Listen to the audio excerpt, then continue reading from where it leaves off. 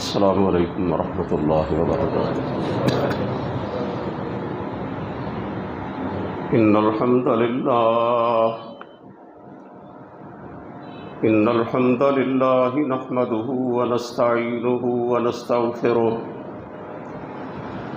ونعوذ بالله من شرور أنفسنا ومن سيئات أعمالنا، من يهده الله فلا مضل له ومن يضلله فلا هادي له، فأشهد أن لا إله إلا الله وحده لا شريك له، وأشهد أن محمدًا عبده ورسوله، أما بعد فإن خير الحديث كتاب الله،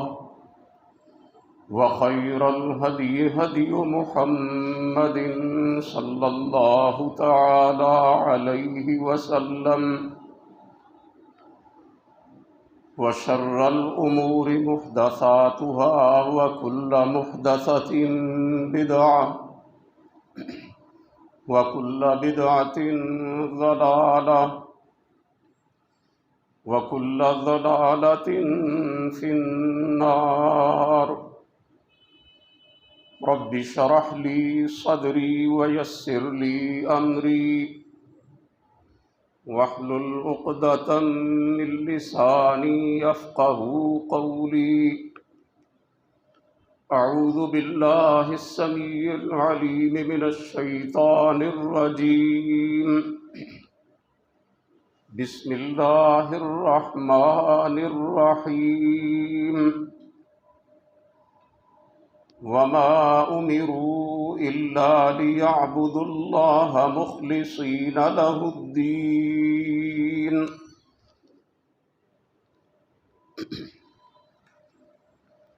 سب تعریفیں اللہ رب العالمین کے لیے ہیں، بے شمار درود و سلام نبی اقدس حضرت محمد الرسول اللہ صلی اللہ علیہ وآلہ وسلم کی ذات گرامی پر، آپ کی آل طاہرہ اور آپ کے صحابہ اکرام پر، اور قیامت تک آپ کی فرما برداری کرنے والے ہر مسلمان پر اللہ کی کروڑوں رحمتیں ہوں۔ حضرات محترم،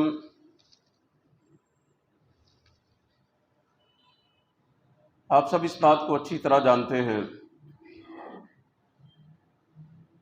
کہ اللہ رب العزت کے نزدیک وہی عمل درجہ قبولیت کو پہنچتا ہے کہ جو خالصتاً اس کی رضا کے لیے کیا جائے، اور اگر دکھاوے کے لیے، نمود و نمائش کے لیے، ریاکاری کے لیے بڑے سے بڑا عمل نیک ہو تو اللہ تعالیٰ کے ہاں اس کی ذرہ برابر بھی قدر و قیمت نہیں ہے، بلکہ ایسا نیک عمل انسان کے لیے وبال جان بن جائے گا۔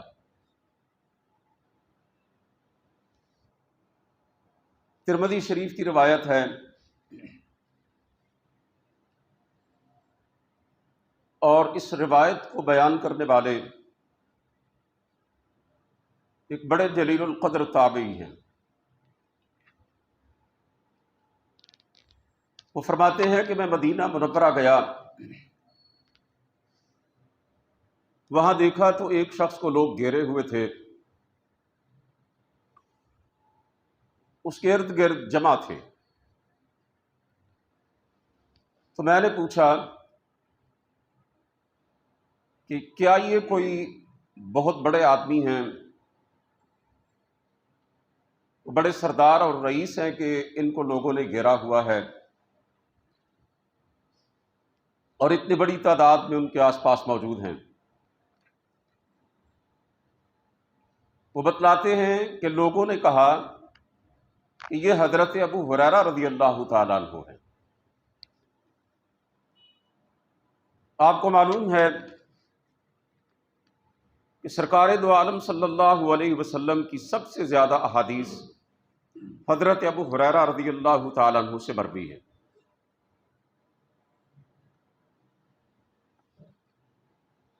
وہ تابعی کہتے ہیں کہ میں نے آگے بڑھ کر حضرت ابو ہریرہ رضی اللہ تعالیٰ عنہ سے کہا کہ آپ مجھے کوئی ایسی حدیث سنائیں کہ جو آپ نے خود رسول کریم صلی اللہ علیہ وسلم سے سماعت بھی کی ہو اور اس کو سمجھا بھی ہو۔ یعنی غور کریں کہ اس تابعی نے حضرت ابو ہریرہ سے کیا کہا۔ یہ نہیں کہا کہ کوئی ایسی حدیث سنائیں جو آپ نے اللہ کے رسول سے اپنے کانوں سے سنی ہو، بلکہ عرض کیا کہ آپ نے اس کو سمجھا بھی ہو۔ حضرت ابو ہریرہ رضی اللہ تعالیٰ عنہ نے کہا کہ میں تمہیں ایک ایسی حدیث سناتا ہوں، وہ میں نے اپنے گھر میں بیٹھ کر رسول کریم صلی اللہ علیہ وسلم کی زبان مبارک سے سنی تھی، اور جب اس حدیث کو بیان کرنے لگے تو بے ہوش ہو کر گر پڑے۔ ذرا تصور کریں کہ اس حدیث پاک میں رسول مقبول صلی اللہ علیہ وسلم نے کیا فرمایا ہوگا کہ حضرت ابو ہریرہ رضی اللہ تعالیٰ عنہ سے زبان پر لانے کی تاب نہیں رکھتے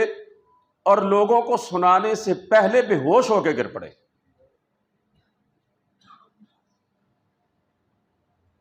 ہوش میں آئے، دوبارہ حدیث بیان کرنا چاہی تو پھر بے ہوش ہو گئے۔ انہیں ہوش میں لایا گیا، حدیث بیان کرنے کی کوشش کی، تیسری مرتبہ پھر بے ہوش ہو کے گر پڑے۔ ان کے چہرے پر پانی کے چھینٹے مار کر انہیں ہوش میں لایا گیا۔ پھر حضرت ابو ہریرہ رضی اللہ تعالیٰ عنہ نے وہ حدیث بیان کرنا شروع کی۔ کہتے ہیں کہ رسول مقبول صلی اللہ علیہ وسلم نے فرمایا، جب روز قیامت اللہ احکم الحاکمین نزول اجلال فرمائیں گے بندوں کے درمیان فیصلہ کرنے کے لیے، پروردگار عالم اپنی عدالت لگائیں گے، تو سب سے پہلے 3 قسم کے لوگوں کو عدالت خداوندی میں پیش کیا جائے گا اور ان کا فیصلہ ہوگا۔ یہ حدیث پاک ویسے آپ نے کئی مرتبہ سنی ہوگی، لیکن اس کا پس منظر شاید پہلے سننے کا اتفاق نہ ہوا۔ کتنی خطرناک حدیث! حضرت ابو ہریرہ 3 دفعہ بے ہوش ہوئے اسے بیان کرنے سے پہلے۔ یعنی سب سے پہلے قرآن کے قاری اور عالم کو لایا جائے گا، اللہ تعالیٰ فرمائیں گے کہ تو نے میرا قرآن اس لیے نہیں پڑھا اور پڑھایا تھا کہ میں تجھ سے راضی ہو جاؤں، دکھاوا اور ریاکاری تیرا مقصد تھا، شہرت تیرا مقصود تھا، بس وہ تجھے دنیا میں مل گیا تیری نیت کا پھل۔ پھر سخی آئے گا تو اسے بھی اللہ فرمائیں گے تو جھوٹ بولتا ہے، تو نے اس لیے میری راہ میں اپنا مال خرچ کیا تھا کہ تیری فیاضی کے چرچے ہوں، تیری نیت کا پھل تجھے دنیا میں مل گیا، جو تو چاہتا تھا تو نے حاصل کر لیا، اب تیرے لیے میرے پاس کچھ نہیں۔ اسی طرح شہید آئے گا تو اللہ اس سے بھی یہی فرمائیں گے کہ تو نے اس لیے میری راہ میں قتال کیا تھا اور اس لیے اپنی جان قربان کی تھی کہ تیری بہادری اور تیری جرت کے دنیا میں جھنڈے لگ جائیں، جو تو چاہتا تھا تجھے مل چکا۔ حضرت ابو ہریرہ رضی اللہ تعالیٰ عنہ کہتے ہیں، اس کے بعد رسول مقبول صلی اللہ علیہ وسلم نے میرے گھٹنے پر ہاتھ مارا جیسے ہم کسی کو متوجہ کرنے کے لیے اس کے گھٹنے پہ ہاتھ مار کے کہتے ہیں نا ذرا غور سے سننا، آپ صلی اللہ علیہ وسلم نے فرمایا ابو ہریرہ یہ قرآن کے قراء اور حفاظ اور علماء، یہ اللہ کی راہ میں خرچ کرنے والے سخی، اور یہ جہاد کے راستے میں اپنی جانوں کے نذرانے پیش کرنے والے شہداء، ان کو سب سے پہلے جہنم میں ڈال کے ان کے لیے آگ کو بھڑکایا جائے گا۔ باقی جتنے بھی مجرم ہوں گے نا ان سب کا نمبر بعد میں آئے گا، مخلوق میں سب سے پہلے یہ لوگ آگ کا عذاب چکھیں گے۔ حضرت امیر معاویہ رضی اللہ تعالیٰ عنہ کو یہ حدیث پاک سنائی گئی تو جو لوگ وہاں بیٹھے تھے وہ بتلاتے ہیں کہ وہ اتنا روئے ہمارے دلوں میں یہ اندیشہ پیدا ہونے لگا کہ کہیں حضرت معاویہ رضی اللہ تعالیٰ عنہ اسی رونے کے دوران دنیا سے کوچ نہ کر جائیں۔ جب حالت سنبھلی تو لوگوں سے کہنے لگے یہ بڑے بڑے نیکوکاروں کا حال قیامت کے دن ہوگا تو جو فاسق و فاجر ہیں ان کا کیا بنے گا؟ قرآن کریم کی جو آیت میں نے آپ کے سامنے ابتدا میں پڑھی ہے اس میں اللہ رب العالمین نے فرمایا وَمَا أُمِرُوا إِلَّا لِيَعْبُدُوا اللَّهَ مُخْلِصِينَ لَهُ الدِّينَ،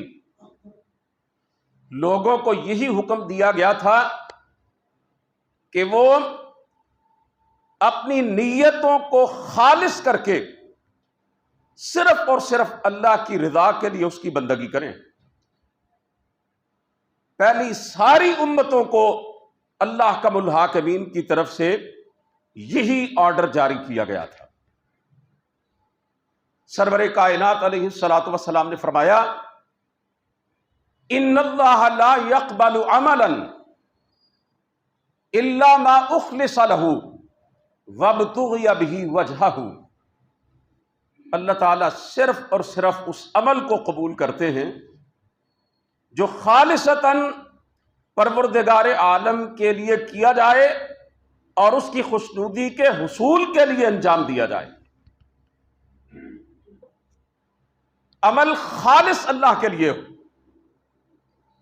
خالص کا مطلب سمجھنا ہے تو ذرا قرآن کریم کی اس آیت کی طرف توجہ کیجیے۔ اللہ فرماتے ہیں وَإِنَّ لَكُمْ فِي الْأَنْعَامِ لَعِبْرَةً، لوگوں تمہارے لیے چوپایوں میں بھی درس عبرت ہے۔ اب بزرگانو جگا دے نسقیکم مما فی بطونہ من بین فرث ودم لبنا خالصا سائغا للشاربین،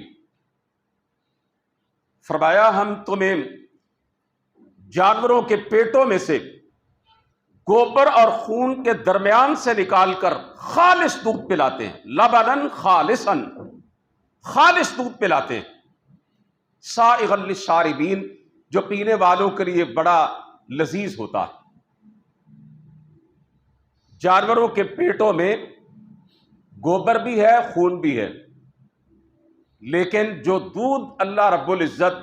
ان کے تھنوں سے نکال کر اپنے بندوں تک پہنچاتے ہیں اس میں کبھی گوبر کی بدبو نہیں ہوتی اور خون کی سرخی نہیں ہوتی، خالص دودھ۔ اسی طرح اللہ رب العزت بھی خالص عمل کو قبول کرتے ہیں جس کے اندر ریاکاری کی بدبو شامل نہ ہو، جس کے اندر دکھاوے کی کوئی ملاوٹ موجود نہ ہو۔ رسول مقبول صلی اللہ علیہ وسلم کی حدیث پاک کی سب سے معتبر کتاب بخاری شریف، جسے پوری امت کے اندر قرآن مجید کے بعد صحیح ترین کتاب کہا جاتا ہے، سمجھا جاتا ہے، اس کی سب سے پہلی حدیث امام بخاری رحمت اللہ علیہ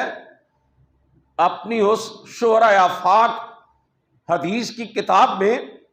جس حدیث کو سب سے پہلے لے کر آئے ہیں،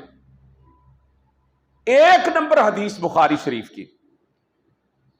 آپ سنتے ہیں نا علماء کرام کے بیانات میں کہ یہ بخاری شریف کی اتنے 100 حدیث ہے، یہ مسلم شریف کی یہ حدیث نمبر ہے، ایک نمبر حدیث بخاری شریف کی، رسول کریم صلی اللہ علیہ وسلم نے فرمایا انما الاعمال بالنیات، اعمال کا دار و مدار نیتوں پر ہے، وانما لکل امرئ ما نوی، اور ہر شخص کو وہی ملے گا جو اس نے نیت کی۔ فمن کانت ہجرتہ لدنیا یصیبها او امرأۃ ینکحها فہجرتہ الی ما ہاجر الیہ۔ ہجرت کی مثال دی اللہ کے رسول نے کہ جس شخص نے دنیا کے حصول کے لیے یا کسی عورت سے نکاح کرنے کے لیے اپنا وطن چھوڑا، اس نے اللہ کی رضا کے لیے نہیں، اپنے دین اور ایمان کے دفاع کے لیے نہیں، بلکہ دنیا حاصل کرنے کے لیے یا کسی عورت سے شادی کرنے کے لیے ہجرت کی، فرمایا اس کی ہجرت اسے کوئی اجر نہیں دے گی، کوئی ثواب نہیں ملے گا اس کو۔ جس کام کے لیے اس نے ہجرت کی وہ اس کو مل گیا۔ ومن کانت ہجرتہ الی اللہ ورسولہ فہجرتہ الی اللہ ورسولہ، اور جس نے ہجرت کی اللہ کی طرف اور اس کے رسول کی طرف، ان کی ہجرت اللہ اور اس کے رسول کی طرف ہی ہے، اسے اس کا اجر ملے گا اور ثواب ملے گا۔ امام بخاری رحمہ اللہ اس حدیث کو سب سے پہلے کیوں لے کر آئے؟ تاکہ حدیث کے پڑھنے والے اور حدیث کے پڑھانے والے ابتدا میں ہی اس بات کو ذہن نشین کر لے کہ ہم نے اللہ کے رسول کی حدیث پڑھنی ہے، اور اساتذہ کو بھی یہ بات اچھی طرح سمجھ میں آ جائے کہ ہم نے اللہ کے رسول کے فرامین پڑھانے ہیں تو صرف اور صرف اس کی رضا کے لیے، اس لیے نہیں کہ لوگ ہماری تعریفیں کریں، ہماری شہرت ہو جائے، ہمیں علامہ کہا جائے، شیخ الحدیث کہا جائے، ہمارے نام کے آگے اور پیچھے ایک ایک سطر کے القابات اور خطابات لگائے جائیں، جیسا کہ آج کل آپ اشتہارات پہ دیکھتے ہیں، خطیب پاکستان، مناظر اسلام، استاد العلماء، شیخ الشیوخ، پتہ نہیں کیا کچھ لکھا ہوتا ہے۔ اور بعض علماء ایسے ہوتے ہیں کہ اگر ان کے نام کے ساتھ آگے پیچھے یہ لاحقے نہ لگائے جائیں تو وہ پروگرام میں آنے سے انکار کر دیتے۔ تم نے ہمیں سمجھا کیا ہے؟ عزیزان محترم، امام بخاری رحمت اللہ علیہ نے حدیث کی معتبر ترین کتاب میں پہلے نمبر پر یہ حدیث اسی لیے لکھی کہ پڑھنے والے اور پڑھانے والوں کو علم ہو جائے کہ اللہ کے رسول کے فرامین ہیں، اور اس نیت سے پڑھتے ہیں کہ پروردگار عالم خوش ہو جائے، راضی ہو جائے کہ یہ میرے نبی کے ارشادات کو پڑھنے والے، سکھانے والے اور آگے لوگوں تک پہنچانے والے۔ صحابہ کرام نے ایک شخص کے بارے میں رسول کریم صلی اللہ علیہ وسلم کی خدمت میں عرض کیا کہ وہ جہاد پر جانا چاہتا ہے اور اس کے پیش نگاہ اللہ کی رضا ہے، ہاں تھوڑا سا اس کی نیت کے اندر یہ عنصر بھی موجود ہے کہ لوگ اس کی تعریف کریں، اس کی شہرت ہو جائے، تو کیا ایسے شخص کو اجر ملے گا؟ آپ صلی اللہ علیہ وسلم نے فرمایا لا شیئن، اس کے لیے کسی قسم کا جہاد کا ثواب نہیں ہے۔ صحابہ نے عرض کیا اے اللہ کے رسول، ہماری بات پہ ذرا دوبارہ غور فرما لیجیے، ہم یہ نہیں کہہ رہے کہ اس شخص کا دکھاوے اور ریاکاری کا ارادہ ہے، اس کے ساتھ وہ اللہ کی رضا بھی حاصل کرنا چاہتا ہے، اجر بھی لینا چاہتا ہے اللہ سے۔ رسول کریم صلی اللہ علیہ وسلم نے پھر وہی بات ارشاد فرمائی، اس کے لیے کوئی اجر نہیں ہے۔ تیسری مرتبہ صحابہ کرام نے پوچھا تو فرمایا اس کے لیے اجر و ثواب نام کی کوئی چیز موجود نہیں۔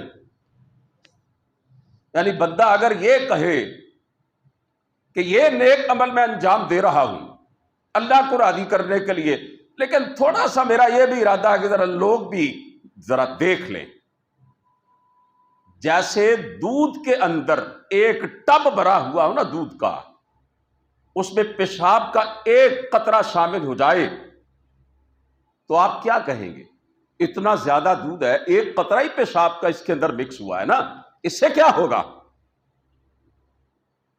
بھائیو آپ یہ بات تسلیم نہیں کرتے، آپ کہیں گے سارا دودھ پلید ہو گیا ہے، اس قابل نہیں اسے پیا جائے۔ اللہ رب العزت کے ہاں بھی وہی عمل درجہ قبولیت کو پہنچتا ہے جو صرف اور صرف اس کی رضا کے لیے کیا جائے۔ ذرہ برابر بھی اگر دکھاوے کی کوئی رمق یا ریاکاری کا کوئی شائبہ بندے کی نیت کے اندر آ گیا، اس کی ساری زندگی کی نیکیاں اگر اسی نقطہ نظر سے کی گئی ہوں، اس کی نمازیں، اس کے روزے، اس کے حج، اس کے عمرے، اس کے نوافل، اس کے صدقہ و خیرات، اگر اس نے پوری زندگی میں یہی دستور العمل بنایا ہے، پہاڑوں کے برابر بھی نیکیاں لے کر آئے گا۔ معمولی سے معمولی بھی ریاکاری کا اگر خدشہ اس کے نیت میں ہوگا، اللہ کے ہاں اس کی ساری زندگی کی کمائی برباد کر دی جائے گی۔ اور اگر نیت اچھی ہے، بندہ اچھا عمل نہیں بھی کر سکا، یقین جانو بیڑا پھر بھی پار ہے۔ رسول کریم صلی اللہ علیہ وسلم نے فرمایا، من سأل اللہ الشہادۃ بصدق بلغہ اللہ منازل الشہداء وإن مات علی فراشہ۔ جو شخص صدق دل سے اللہ تعالیٰ سے شہادت کی دعا کرتا ہے، رب سے التجا کرتا ہے، یا اللہ مجھے رتبہ شہادت پہ سرفراز کر دے، فرمایا اللہ اسے شہداء کے درجے تک پہنچا دے گا، خواہ اسے اپنے بستر پر ہی موت آ جائے۔ ذرا غور کیجئے، اللہ کے ہاں سچی نیت اور دل کے اخلاص کی کیا قدر و قیمت ہے، شہید کا رتبہ کتنا اونچا ہے۔ اللہ رب العزت نے شہداء کو اپنے کلام پاک کے اندر مردہ کہنے اور مردہ سمجھنے سے بھی منع کیا، بلکہ فرمایا بل احیاء ولکن لا تشعرون، وہ زندہ ہے لیکن تمہیں ان کی زندگی کا شعور نہیں ہے۔ ایک وہ شخص ہے جو اللہ کی راہ میں اپنی گردن کٹاتا ہے، اپنی رگوں کا خون بہاتا ہے، جان کا نذرانہ پیش کرتا ہے، اللہ کے ہاں قبول ہو جاتا ہے، جنت کا وارث بن جاتا ہے۔ اور اس حدیث پاک میں آپ نے کیا سنا؟ شہید نہیں ہوتا، ایک قطرہ بھی خون کا اس کا اللہ کی راہ میں نہیں بہتا، لیکن نیت میں اخلاص ہے، اللہ سے دل کی گہرائیوں سے دعا کرتا ہے، یا اللہ مجھے شہادت کی موت دینا، کسی بیماری میں مبتلا ہو کے بستر پہ ایڑیاں رگڑ رگڑ کے بھی مر جائے، اللہ کے رسول نے فرمایا اللہ اسے شہداء کی فہرست میں سے ہی نکالیں گے۔ غزوہ تبوک کے موقع پر رسول مقبول صلی اللہ علیہ وسلم اپنے صحابہ کرام کے ساتھ سفر میں تھے، اچانک آپ نے ایک بڑا عجیب و غریب جملہ ارشاد فرمایا۔ آپ نے صحابہ سے کہا ہمارے کچھ لوگ ایسے ہیں جو ہمارے ساتھ سفر میں موجود نہیں،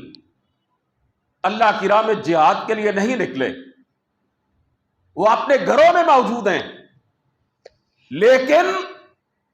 جو کام ہم انجام دے رہے ہیں، اللہ کی راہ میں نکلے ہیں، اور جو ثواب اور اجر ہمیں مل رہا ہے اور میدان جہاد میں جا کے اللہ ہمیں عطا کرے گا، وہ سارے کے سارے اجر میں ہمارے ساتھ برابر کے شریک ہیں۔ کیا مطلب ہے اس کا؟ یہ وہ لوگ تھے جن کی نیتوں میں اخلاص تھا، ان کے ارادے کے اندر ذرہ برابر بھی جھول نہیں تھی، وہ خلوص دل سے اللہ کی راہ میں نکلنا چاہتے تھے۔ سفر بڑا لمبا تھا، قرآن کریم میں اللہ رب العزت نے ان کے بارے میں فرمایا وَلَا عَلَى الَّذِينَ إِذَا مَا أَتَوْكَ لِتَحْمِلَهُمْ قُلْتَ لَا أَجِدُ مَا أَحْمِلُكُمْ عَلَيْهِ تَوَلَّوْا وَأَعْيُنُهُمْ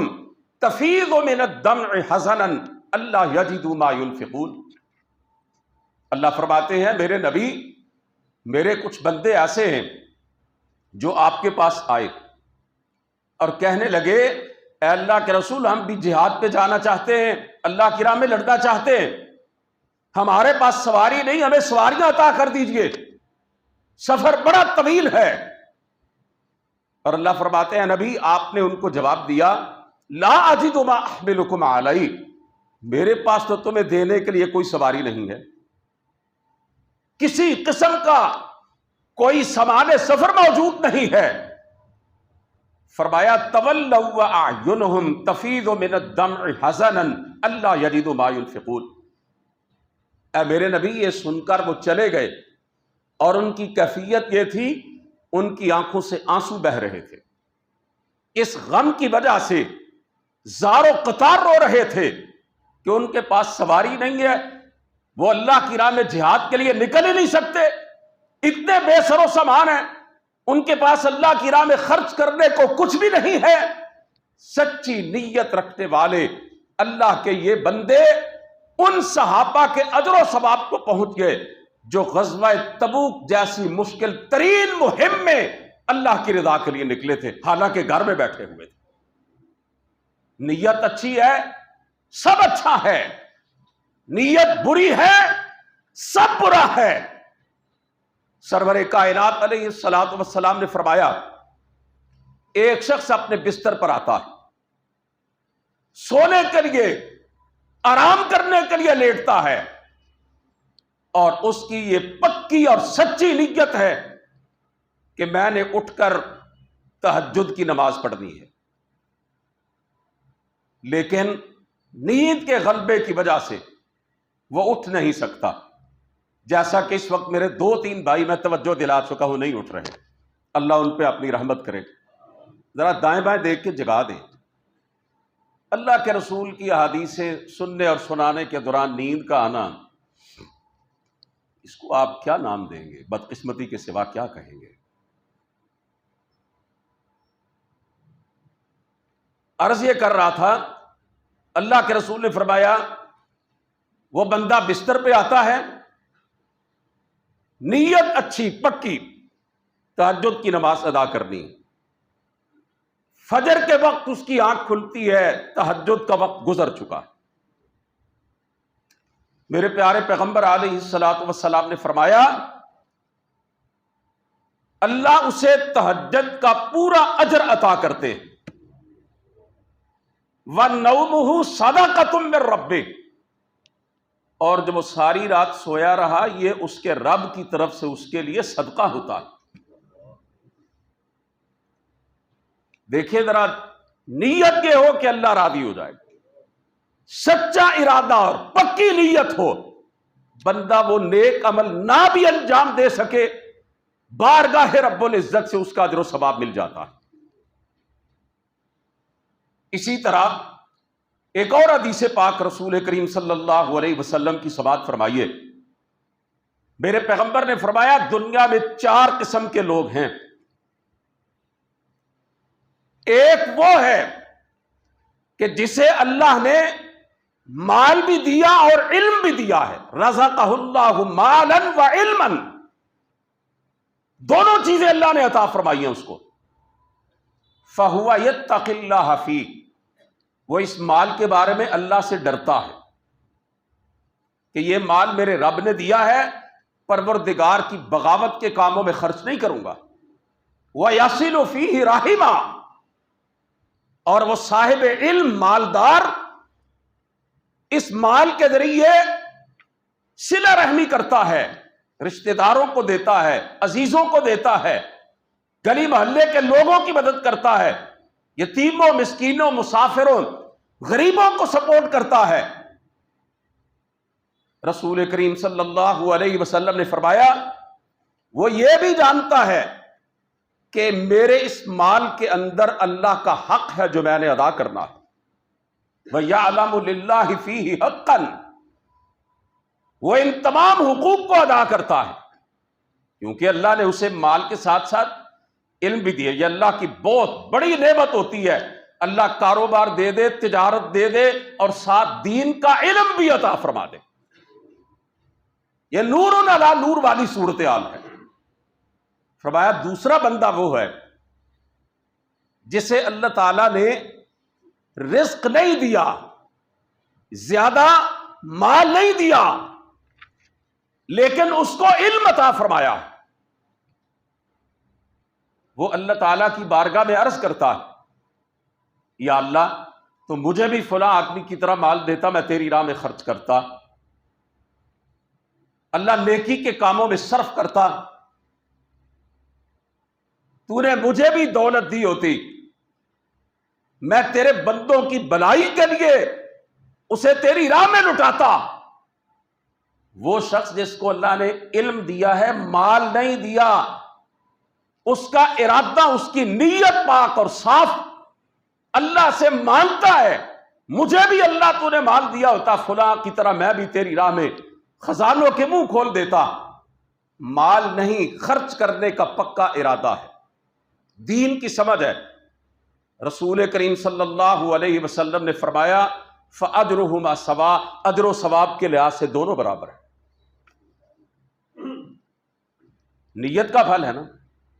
فرمایا تیسرا شخص وہ ہے جسے اللہ تعالیٰ نے مال دیا ہے لیکن علم نہیں دیا، وہ اس مال کو اللہ کی بغاوت اور نافرمانی کے کاموں میں خرچ کرتا ہے، جاہل ہے، بے دین ہے،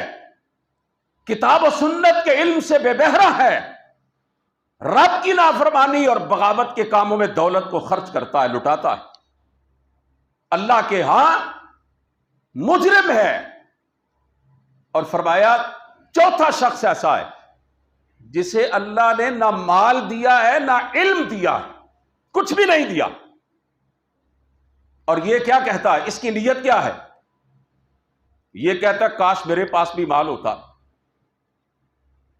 میں بھی فلاں شخص کی طرح شراب پیتا، زنا کرتا، جوا کھیلتا،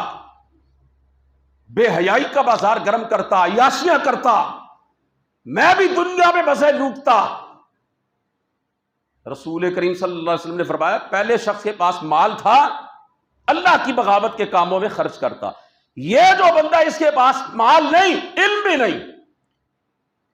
لیکن نیت کیا ہے، مال ہوتا تو میں یہ کرتا وہ کرتا، حرام اور ناجائز کاموں میں صرف کرتا۔ میرے پیغمبر نے فرمایا فَوِزْرُهُمَا سَوَاءٌ، یہ اپنی سزا اور انجام کے لحاظ سے ایک جیسے۔ اس حدیث پاک سے، یہ بالکل کلیئر حدیث ہے، واضح حدیث ہے، کوئی ان پڑھ سے ان پڑھ آدمی بھی ایسا نہیں ہے جو یہ کہہ سکے کہ مجھے اس کی سمجھ نہیں آئی۔ یہ روزے روشن کی طرح حدیث بالکل ظاہر و باہر ہے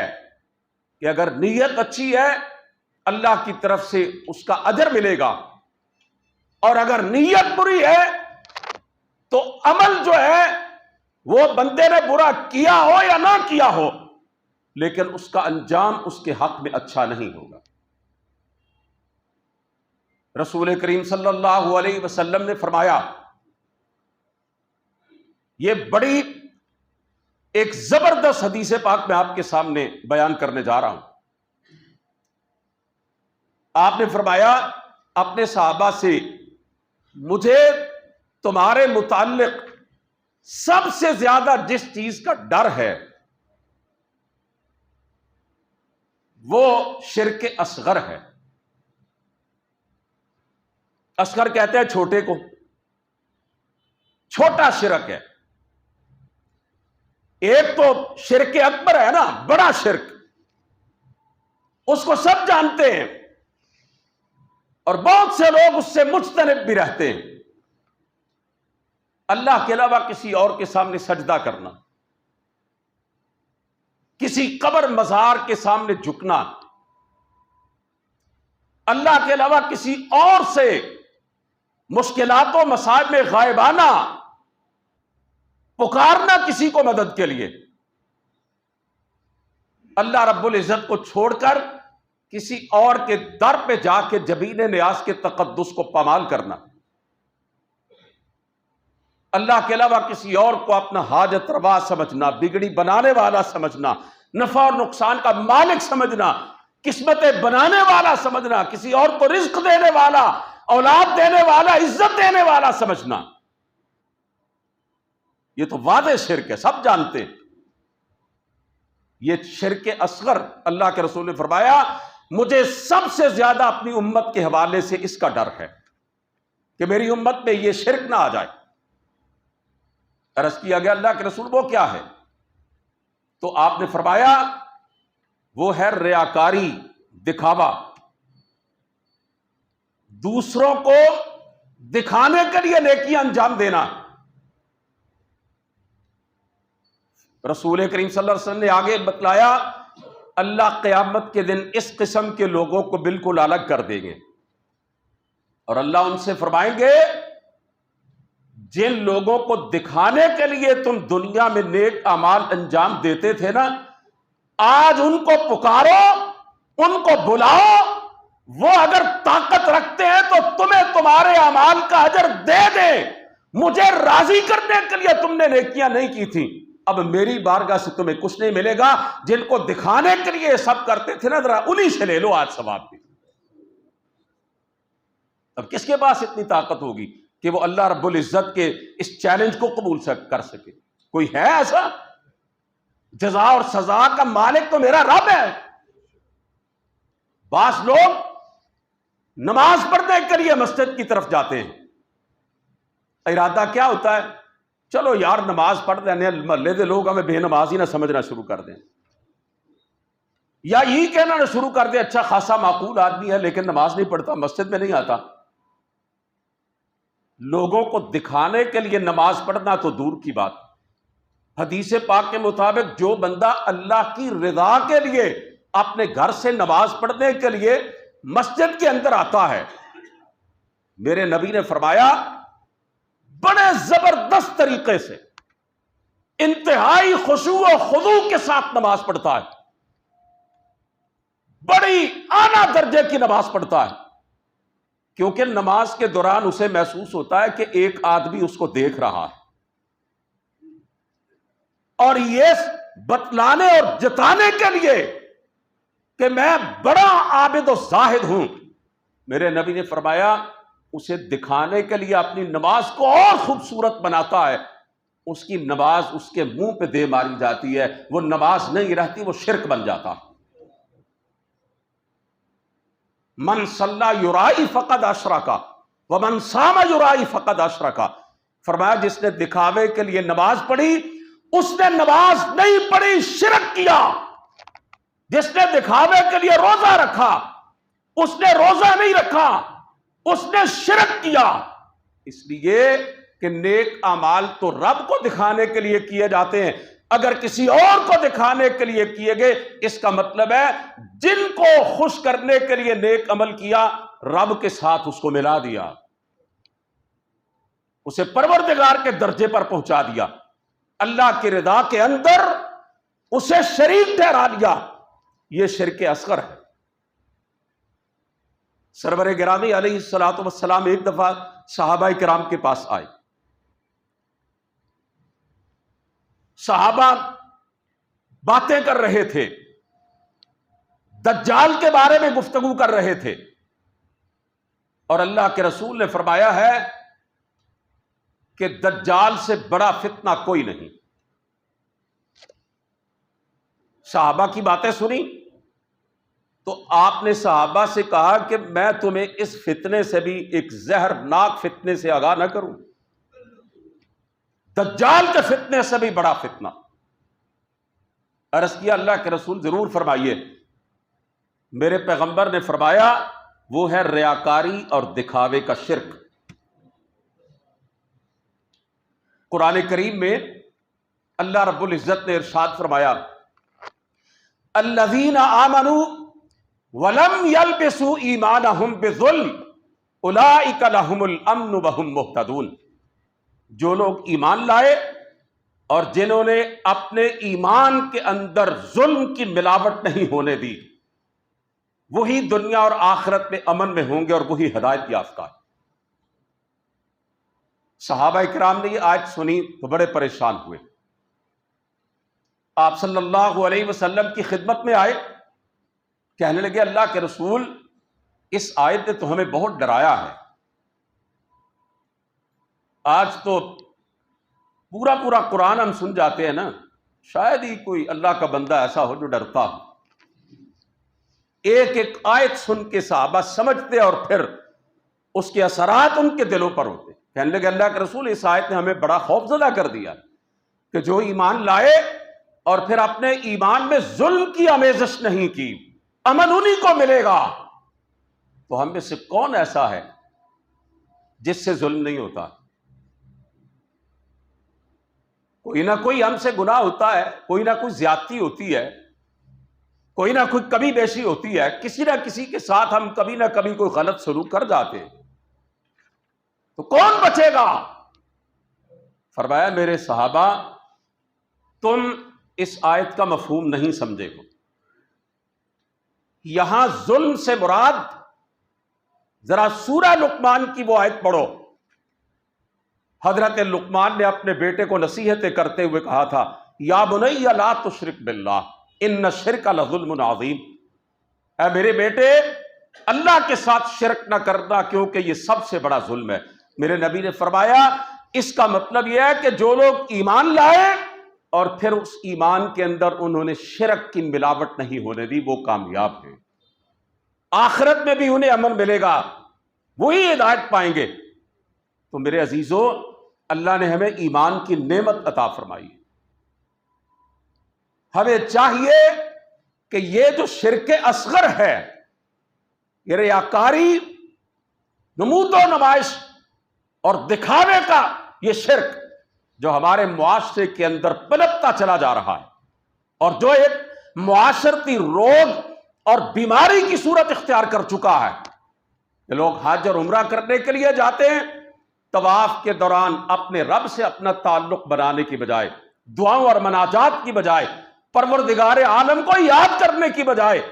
اپنے موبائل لے کر ہاتھ اونچے کر کے اپنی ویڈیوز اور سیلفیاں بنا کر لوگوں کو لائیو سینڈ کرتے ہیں کہ ہم بھی اللہ کے گھر میں پہنچے ہوئے ہیں اور طواف کر رہے ہیں، اور جس کے گھر میں پہنچے ہو وہ نہیں دیکھ رہا، کس کو دکھا رہے ہو؟ کیا جن کو دکھا رہے ہو ان سے اجر لینا ہے؟ اللہ رب العزت نے سورہ مومنون کے اندر اپنے حق شناس مومن بندوں کی علامات بیان فرمائی ہیں، ان میں سے ایک یہ ہے والذین یؤتون ما آتوا وقلوبہم وجلۃ انہم الی ربہم راجعون، فرمایا اللہ نے کہ میرے بندے وہ ہیں کہ جو میری راہ میں دیتے ہیں، خرچ کرتے ہیں، بڑی نیکیاں کرتے ہیں، اور سب کچھ کر کے بھی ڈرتے رہتے ہیں، پتہ نہیں اللہ تعالیٰ کے ہاں قبول ہوئی یا نہیں ہوئی، ہماری نیکیاں پتہ نہیں اس معیار کی ہیں یا نہیں کہ اللہ کے ہاں شرف قبولیت پا جائیں، وہ ڈرتے رہتے ہیں اللہ کی بارگاہ میں ایک دن پلٹ کے جانا ہے، پتہ نہیں ہمارا وہاں کیا بنے گا، اگر نیکیاں ہماری قبول نہ ہوئی تو کہاں جائیں گے؟ اللہ کے نیک بندوں کی تو یہ صورتحال ہوتی ہے۔ بہرحال عزیزو، وقت کی کمی ہے، میں انہی الفاظ پر اکتفا کرتا ہوں، چھوٹے سے چھوٹا نیک عمل، رائی کے دانے کے برابر بھی کوئی نیکی کرنی ہو اللہ کو راضی کرنے کے لیے، پروردگار کو خوش کرنے کے لیے، اور اگر معمولی سے معمولی ایک ذرے ریت کے ایک ذرے کے برابر بھی ریاکاری اور دکھاوا اگر نیت کے اندر شامل ہو گیا، بڑے سے بڑا نیک عمل بھی وہ نیکی نہیں رہے گی، وہ گناہ بن جائے گا، وہ شرک بن جائے گا، اور اللہ تعالیٰ کی طرف سے اس کا ذرہ برابر بھی اجر نہیں دیا جائے گا۔ اللہ سے دعا ہے کہ وہ ہماری نیتوں میں اخلاص پیدا فرمائے۔ وآخر دعوانا ان الحمد للہ رب العالمین۔